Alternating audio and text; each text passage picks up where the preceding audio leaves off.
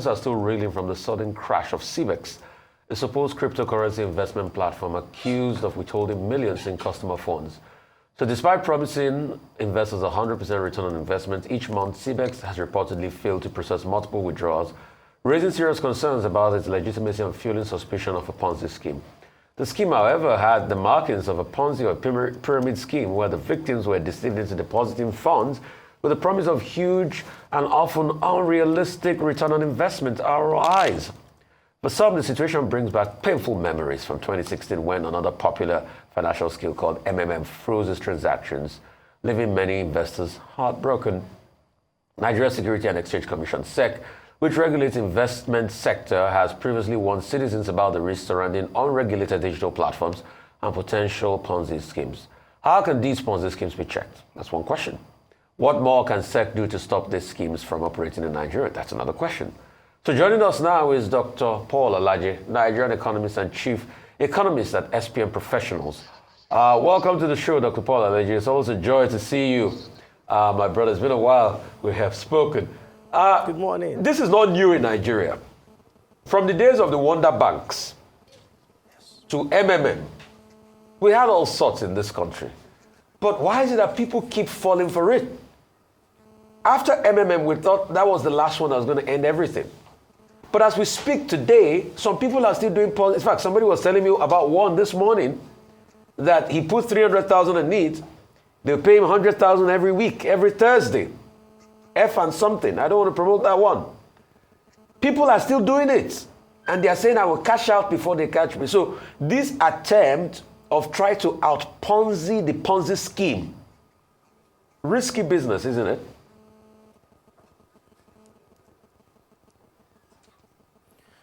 Well, thank you so very much for having me. A beautiful morning to you. Since MMM in 2016 till date, Nigerians have lost approximately 4.8 trillion naira to pyramid scheme or pyramid scam, if you like. The challenge is that many people don't find it very difficult to understand what pyramid scheme or pyramid scam means. It is a scheme that is designed to reap you for fun. For most of them, what they do is that an existing investor is paid with the entry of a new investor. There is no particular business in mind in worst case scenario, and for those that are doing businesses at all, what they get in return, both in the short, medium, and long term, will never be able to pay those promises. It's only pyramid scheme that promise more interest than IMF and World Bank put together in a month, sometimes in a week. So what they do is that they believe that if they have people that are invested with them, and they hope that more people will come. Of course, at the beginning, because of the kind of strategy they've deployed to say that Mr. ABC has been paid. And ABC can actually prove to the public that he has received money. So they keep adding, some of them use matrix of 3, some of them use matrix of 2. So they keep loading multiple of people that are both beneath them so that their funds will be enough to pay. In this case, 100% return on investment for a month. At the 8th month, they will need large number of people. At 15 months, they will need the entire population of Nigeria. And 36 months, the population of the world will not be enough to pay people that are above them. So the same reasons why you saw the failure of MMM, the reason why you saw the failure of Umana, that of Pennywise, that was Helping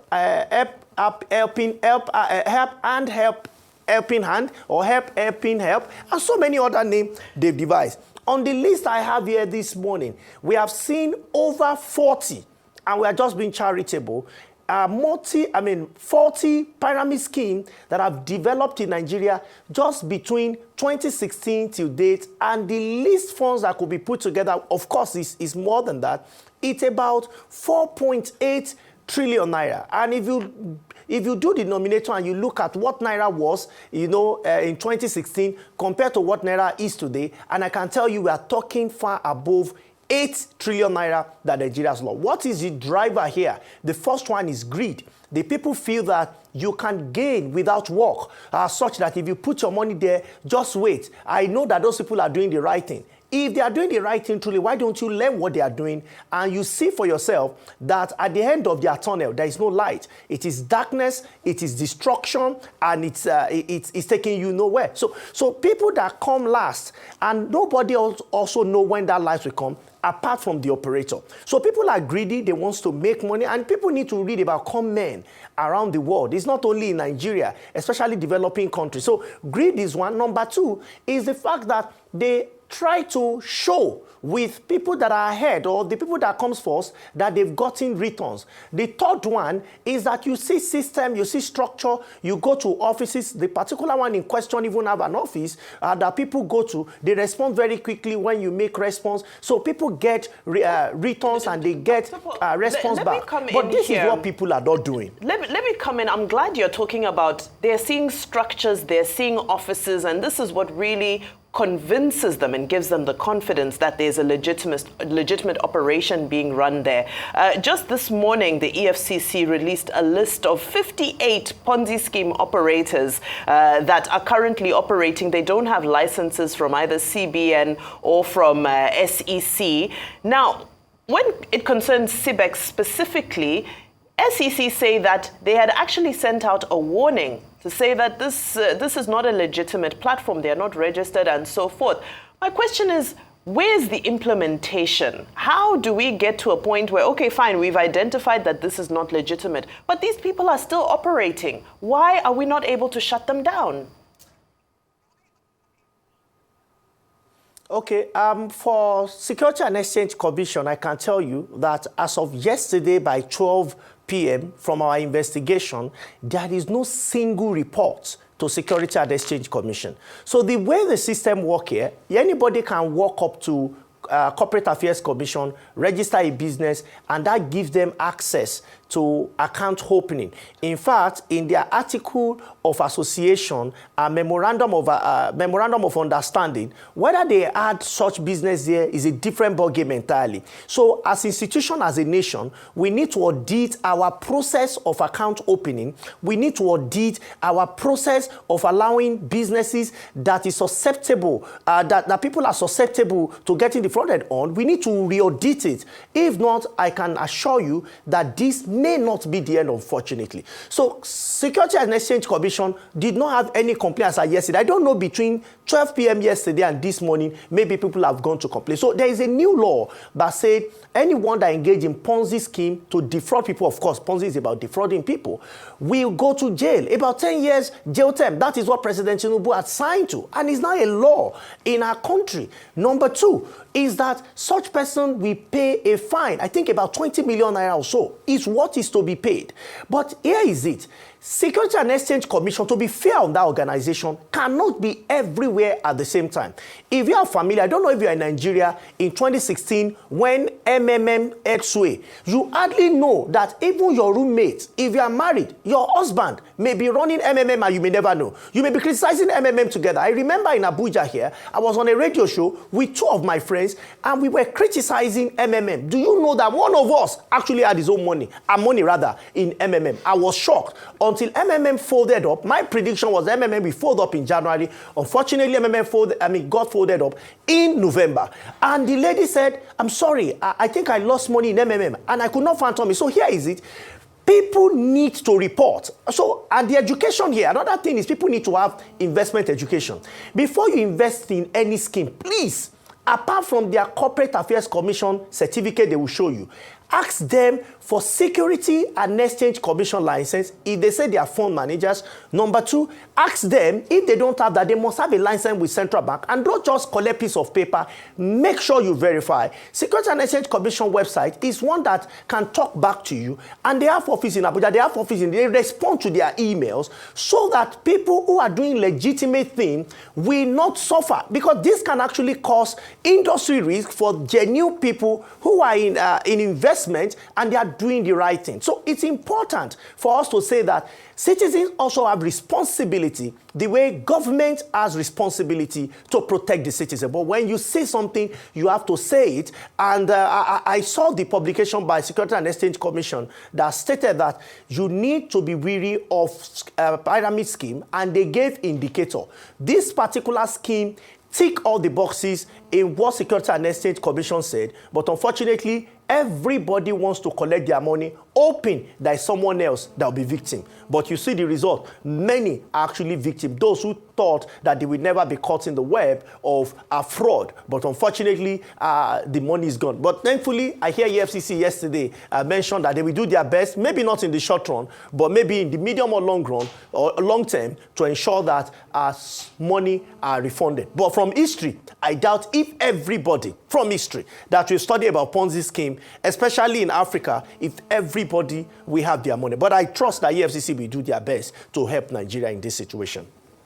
Well, we definitely hope that they are able to do that and get people their money back, because a lot of the stories are very heartbreaking. Even if you lost a relatively small amount of money, just to hear people say that they've put their savings in or their wedding fund in or their school fees in and to have had this happen to them, it is terrible. But I do think that in order to avoid something like this happening again, absolutely, there has to be deterrence. So there should be a punishment for the people who have facilitated a scheme like this. But in terms of sensitizing the public, what do you think needs to be done so people can readily identify that, oh, perhaps this really is too good to be true? If we are talking so much about hardship in the country, if we're talking about the need to diversify your streams of income, naturally people are going to want to do that. Not everybody has the financial acumen or the business backing to understand this is a Ponzi scheme or this is not something that I should do. But there is definitely always going to be this underlying need to make more money. So in terms of educating the public, what do you think are some red flags that people should be aware of so that if a situation like this happens again, they can readily identify this is not something that I should do, and I want to make sure that I don't find myself falling victim, as many people are finding themselves in this situation now? So investment generally are for passive income, and it's not active income. You are not selling anything, you are not buying anything, you are giving someone money and it's promising you a fixed return on your investment. There are indicators. You need to look at what NPR is saying in Nigeria. It's over 26%. You need to look at what rates are applicable within your region. So if that's in a year, 26% in a year, and you need to look at the returns some other institutions are giving. So if somebody comes and say, I am going to give you 100% on your money in a month, as we say it in Nigeria, run, no, 100% in a month? And what would you do in the same economy? So when the promises are too good, too excellent to be real, please have a second thought. Go back and make investigation. And I will also say that even if somebody is telling you that they will give you 33.3%, 1/3 of your money in a month, please, you need to be wary. You might be dealing with a clever Ponzi scheme. So what should you do? Ask them for their Securities and Exchange Commission registration, which is very, very important. If an institution that claims they are registered with Central Bank, please, Central Bank has issues number. Ask for number. If you cannot, please tweet at me online. I can help you to direct you to a link that goes to Central Bank, or you can walk up to even Central Bank or say government office. We have them in different regions. They are there to help you to identify what you are dealing with. Please do that before you part with your money.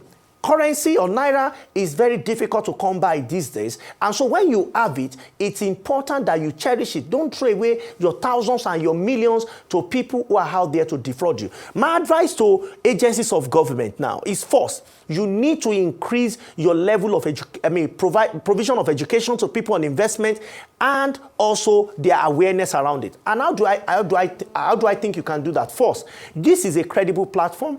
You can put advert here. You can can do name mention, you can engage programs like this so that people, young people, old people, everybody is listening to them across board. And this is not the only one. You can look at multiple credible organizations like this to prove that. But most importantly, you need to change beyond just speaking it in English. Translate it to all major languages. Most importantly, put it in pidgin English for people to know. And I will also say you need to use other media platforms. But most importantly, make it a drama series on radio, on television. Make it drama series. Put it on Twitter. Organize X on X. Put it on Facebook. All the major platforms that you can get to people. The truth is that it's very painful when you know you have to stop people from defrauding people, and unfortunately, perhaps people claim that they are ignorant or people say that they are not well educated. We have a responsibility as agencies of government to protect them. And this can only come with education, education, and education. Okay, Dr. Alaje, another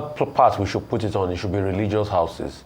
Because a lot of people that joined this CBEX, they said it was in their religious house that they got their higher authorities in the religious house that even told them that this is the way God wants to empower them. So religious houses too. But I'd like to ask, SEC has said that they didn't see any registration from CBEX. Who are those behind CBEX? Can't those that invest, or don't we know the names of the people? At least by now, we should be able to know names of people that are behind it. So who is if CBEX was an investment company, who is the CEO of CBEX? Who is the chief CFO of CBEX? As we speak today, who are the leaders of the company? Names.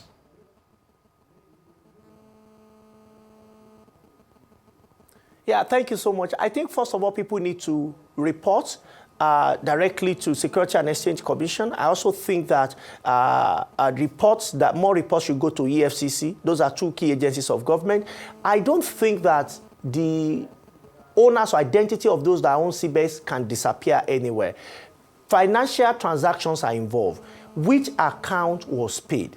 We have smart security agencies, especially in charge of investigation in Nigeria. I've been part of one for FCID, in Abuja, those who can investigate financial crime.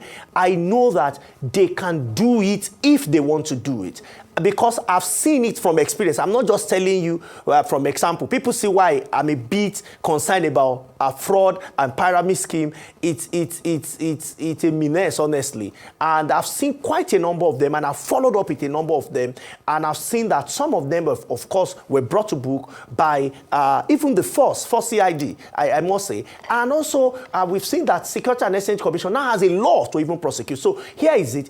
That business must have been registered with Corporate Affairs Commission.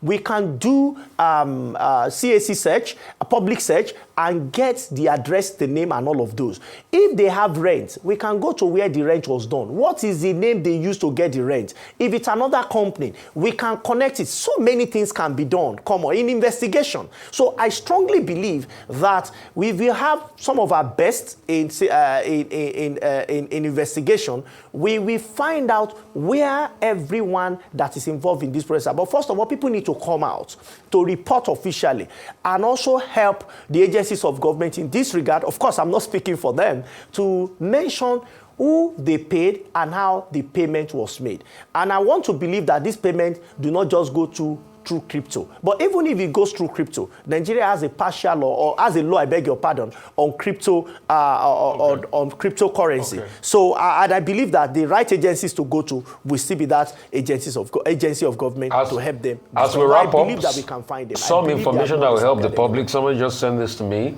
that CBEX is still operating in some Telegram groups. They are asking people to pay $100 to get their money back. Please do not fall for this. That's what we are getting. Some Telegram group are still being swindled as we speak. They're asking people to pay more money to get their existing money back. Don't fall for this. In some Telegram groups, maybe government should also look at those Telegram groups. It starts from there. Thank you so much, Dr. Alaje.